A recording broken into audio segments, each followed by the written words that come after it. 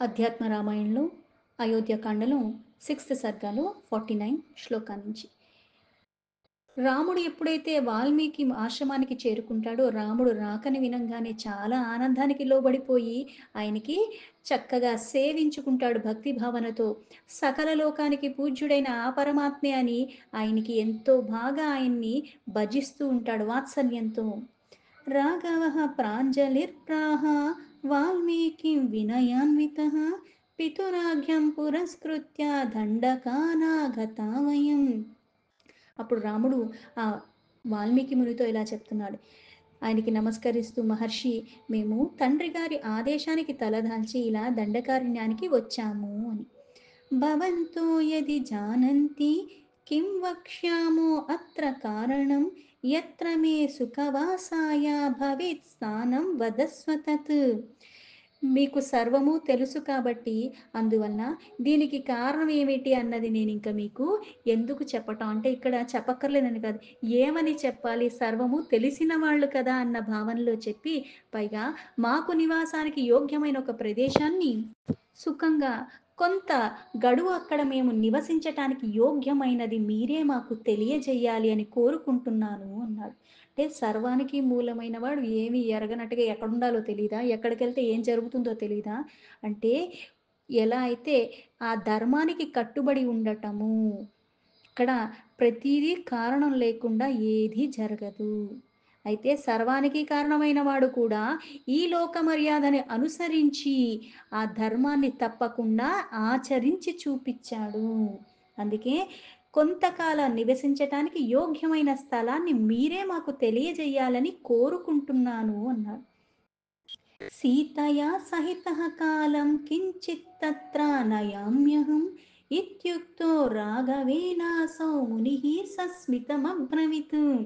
మీరు చెప్పిన స్థలంలోనే నేను సీతతో కలిసి కొంతకాలం గడుపుతాను అని రామచంద్రుడు పలకగా, ఆ ముని అయిన వాల్మీకి చిరునవ్వుతో మళ్ళీ ఇలా మాట్లాడుతున్నాడు.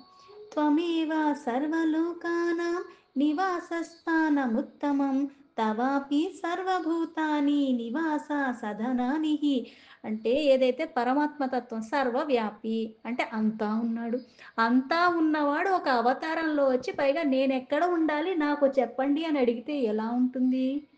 అలాగే అందుకే నవ్వుతూ, ఓ రామా, సకల ప్రాణులకి ఏకైకమైన ఉత్తమమైన నివాస స్థానము సమస్త జీవులు నీ అదే నివాస గృహానివే నువ్వు కదా! ఏవం సాధారణం స్థానముక్తం తే రఘునందన సీతయా సహితస్యేతి విశేషం పృచ్చతస్తవ. పైగా సర్వము ఎక్కడైనా నువ్వు నివాసం చెయ్యటానికి యోగ్యం అంటే నీ నివాసం లేని స్థానం లేదు అన్న భావనతో అంతా నీ నివాస గృహమే కదా! ఓ రామ, ఇలా నీవు ఈ సర్వసాధారణమైన నివాస స్థలాల గురించి చెప్పి, కానీ మీరు విశేషంగా నివసించటానికి అది గూడా సీతతో కలిసి ఒక స్థలాన్ని అడిగావు కాబట్టి తద్వక్ష్యామి రఘుశ్రేష్ఠ యత్తే నియతమందిరం శాంతానాం సమదృష్టీనామద్వేష్టॄణాం చ జంతుషు త్వామేవ భజతాం నిత్యం హృదయం తేధి మందిరం. ఓ రఘుకుల తిలక, నేను మీరు నివసించటానికి నిశ్చితమైన స్థానం గురించి చెప్తాను వినండి అని. అది ప్రశాంతుడు, సమదర్శి అయినవాడు, సమస్త జీవుల పట్ల ద్వేషం లేనివాడు, అలాగే అహర్నిశములు అంటే పగలు గాని రాత్రి కానీ మిమ్మల్నే భజించువాడు. అటువంటి హృదయమే మీరు ప్రశాంతంగా నివసించే స్థలము. ధర్మాధర్మన్ పరిత్యజ్య త్వమేవ భజతో నిశం సీతయా సహతే రామ తస్యా హృత్ సుఖమందిరం. అంటే ఇక్కడ రాముడు అంటే పరమాత్మ ఎక్కడుంటాడు అంటే ప్రశాంత చిత్తము కలిగి ఉన్నవాడు, సమభావ స్థితిలో సమదర్శిగా సకలాన్ని చూడగలిగిన వాడు, సమస్త జీవుల పట్ల కూడా ద్వేషం లేనివాడు. పగలు గాని రాత్రి గాని అంటే పగలు ఒక గంట పూజ చేస్తున్నాను కాబట్టి ఆ సమయంలో అలా ఉంటాను, తదిమ సమయాల్లో వేరేలాగా ఉంటానంటే కుదరదు. ఎల్లవేళలా ఆ చింతతో, ఆ తపనతో ఎవరైతే ఉండగలుగుతారో అక్కడ నివాసంగా, అంటే ఇప్పుడు నాకివన్నీ తెలియకపోయినా, నేనలా లేకపోయినా నా లోపల కూడా పరమాత్మ ఉన్నాడు గాబట్టే నేను జీవించి ఉన్నానన్నది వాస్తవం. తనని తాను సమర్పించుకున్న వాడి మదిలో ఎప్పుడూ ఉంటాడంటే అంత జ్ఞానం పరిపక్వతతో అందుకే జీవన్ముక్త స్థితికి అటువంటి వాళ్ళు వెళతారు. అక్కడ కదా నీ నివాస స్థానము అంటే అన్నిటిలోనూ నివసించేది పరమాత్మ అయినప్పటికీ కూడా ఎలా అయితే సామీప్య, సారూప్య, సాలోక్య అని చెప్పబడినట్టుగా ఆ భేదం లేని స్థితికి వెళ్ళిపోతాడు. ఆ పరమాత్మ అక్కడ. అందుకని అది నీకు ప్రశాంతంగా నివసించే స్థలము అని చెప్పి పైగా ధర్మ, అధర్మాలు రెండిటిని కూడా వదిలేసినవాడు. నిరంతరము ఎవరైతే మిమ్మల్నే భజిస్తూ ఉన్నాడో అంటే అన్నీ పరమాత్మకే సమర్పణ భావంతో ఎవరైతే ఉంటున్నారో ఎల్లవేళలా ఓ రామా!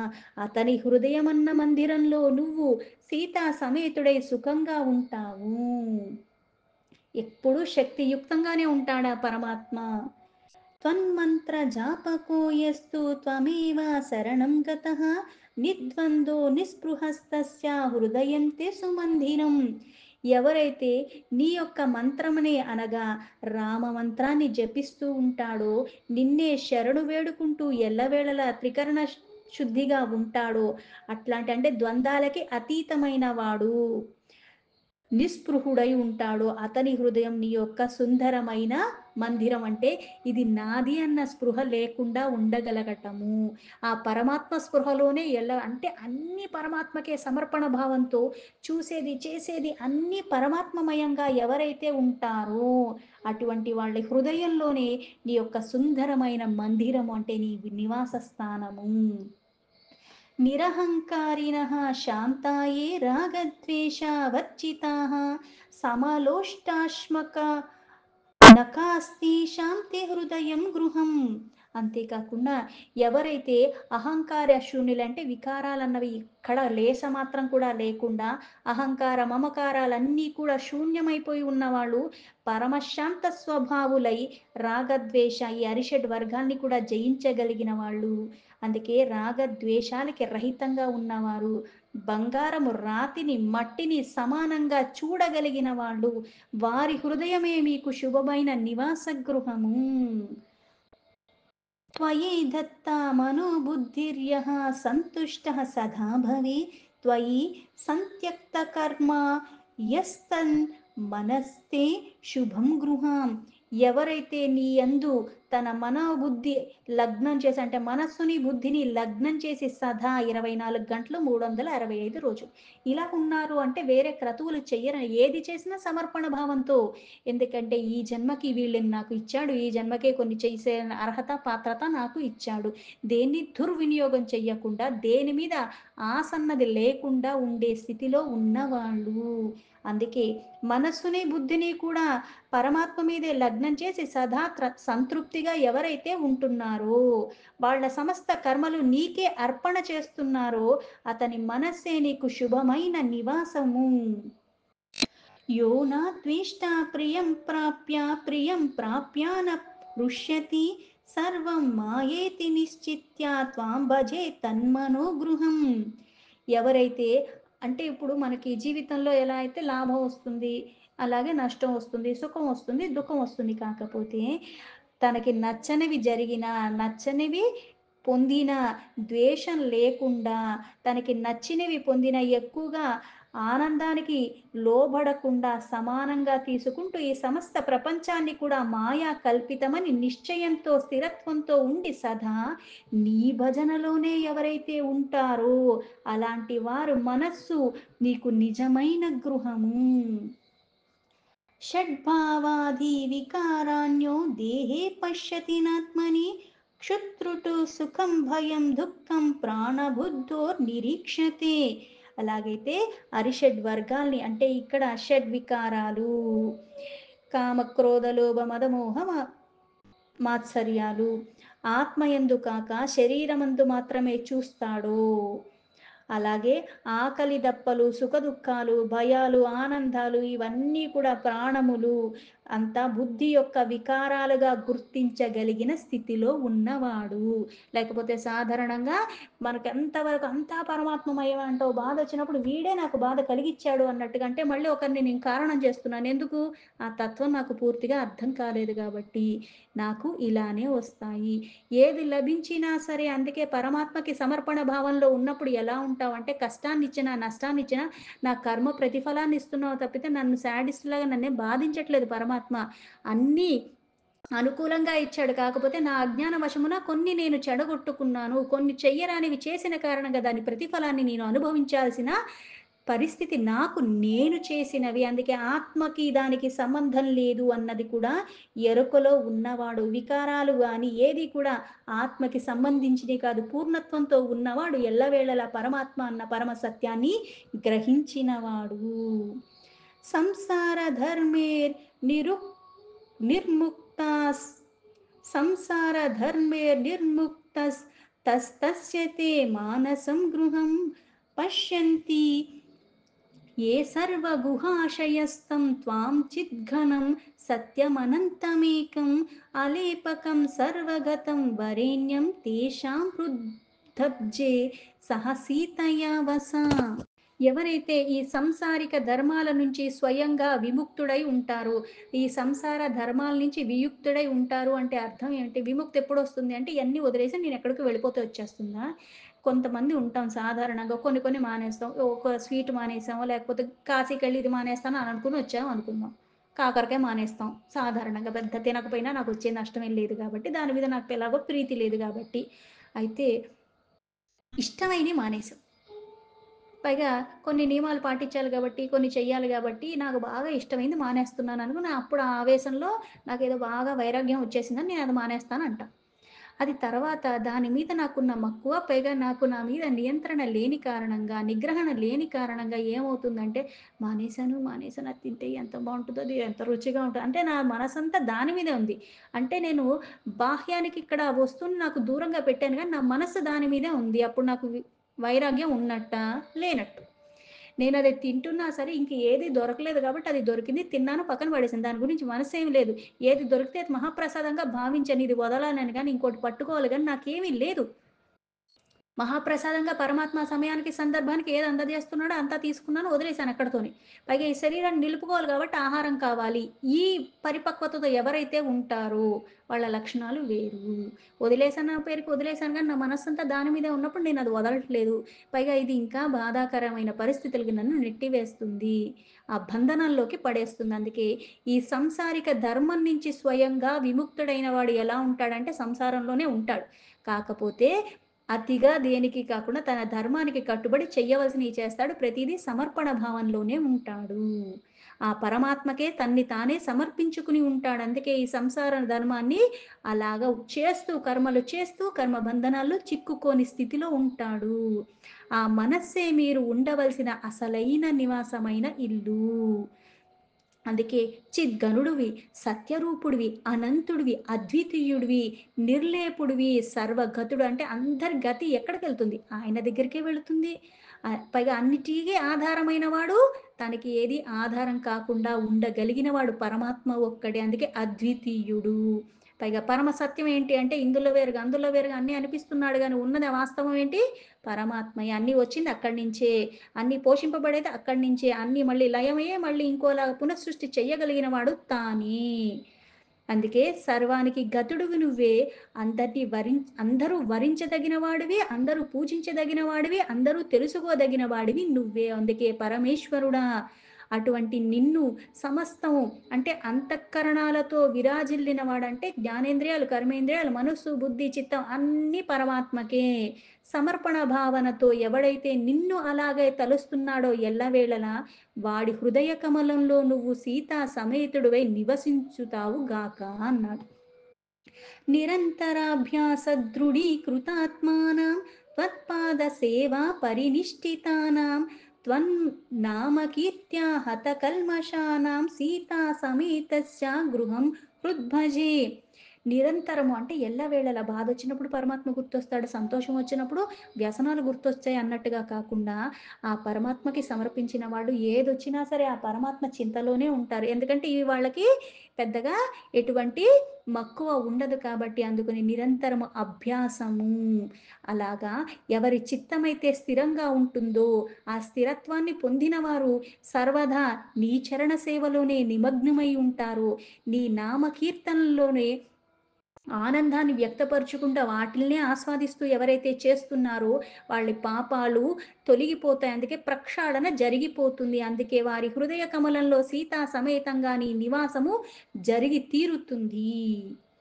రామత్వాన్నామ మహిమా వర్ణతే కేన వా కథం యత్ప్రభావాదహం రామ బ్రహ్మర్షిత్వం అవాప్తవాన్. అంతేకాదు రామ, దేని ప్రభావంలో నేను బ్రహ్మర్షి పదమును పొందినానో అలాగే ఆ నామం యొక్క మహత్వాన్ని గురించి ఎవరైనను ఏ విధంగా అయినా సరే అది వర్ణించగలరా? అంటే పరమాత్మని ఇంతే అని ఎవరైనా చెప్పగలరా? అనంతమైన వాడు, అద్వితీయమైన వాడు, పైగా ఆది అంతం లేనివాడే కాకుండా సర్వానికి కారణమైన వాడు. అందుకుని దీని మహిమ ఇంత అని ఎలా చెప్తాము? అందుకుని ఆ ప్రభావాన్ని నేను చెప్పలేను. ఇంకా ఎవరికీ చెప్పటానికి పరమాత్మ గురించి పరమాత్మకి తప్పితే పూర్ణంగా తెలిసిన వాళ్ళు ఇంకొకళ్ళు లేరు, ఉండరు, ఉండబోరు. అందుకే ఎవరు వర్ణింపగలరు? అహం పురా కిరాతేషు కిరాతేః సహ వర్ధితః జన్మమాత్రాద్విజత్వం మే శూద్రాచారరతః సదా.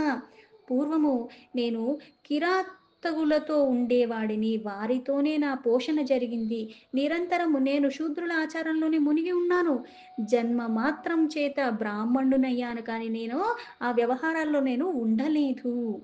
శూద్రాయాం బహవః పుత్రా ఉత్పన్నా మేజితాత్మనః తతశ్చోరేశ్చ సంగమ్య చౌర్యోహమాభవం పురా ధనుర్బాణధరో నిత్యం జీవానామంతకోపమః ఏకదా మునయః సప్త దృష్టా మహతి కాననే.